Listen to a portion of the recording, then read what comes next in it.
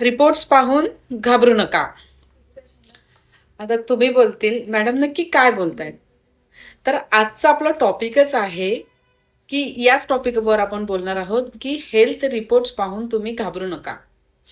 अनेक वेळा blood taste किंवा इतर तपासणीचा रिपोर्ट आपल्या हातात आला की आपण सगळ्यात आधी नॉर्मल रेंज पाहतो. एखादा रिझल्ट थोडासा जास्त किंवा कमी दिसला की लगेच आपल्याला टेन्शन येतं. मग आपण काय करतो? गुगलवर शोधतो, यूट्यूबवर व्हिडिओ पाहतो आणि स्वतःच्या आजाराचं निष्कर्ष आहे ते स्वतःच काढतो. पण हे तुमच्यासाठी चुकीचं आणि कधी कधी धोकादायक ठरू शकतं.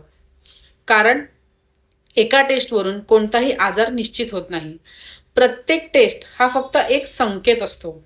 योग्य निदान करण्यासाठी डॉक्टर तुमची लक्षणे, त्याच्यानंतर तुमची मेडिकल हिस्ट्री, तुमचं एज, त्याच्यानंतर तुमची लाईफस्टाईल, तुम्ही घेत असलेली मेडिसिन्स, तुमचं हेल्थ चेकअप आणि इतर रिपोर्ट्स या सगळ्या गोष्टींचा एकत्रित विचार करतात. उदाहरणार्थ तुम्हाला सांगायचं झालं तर एखाद्या व्यक्तीचं शुगर किंवा कोलेस्ट्रॉल थोडा वाढलेला असू शकतो.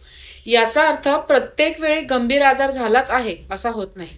काही वेळा तुमचं फूड, तुमचा स्ट्रेस आणि झोपेचा अभाव किंवा इतर कारणांमुळेही रिझल्टमध्ये बदल दिसू शकतो.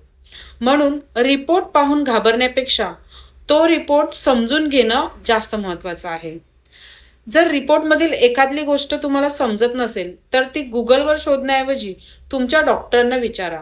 त्यांना मोकळेपणाने प्रश्न विचारा की माझा रिझल्ट असा का आला? मला आणखी तपासणीची गरज आहे का?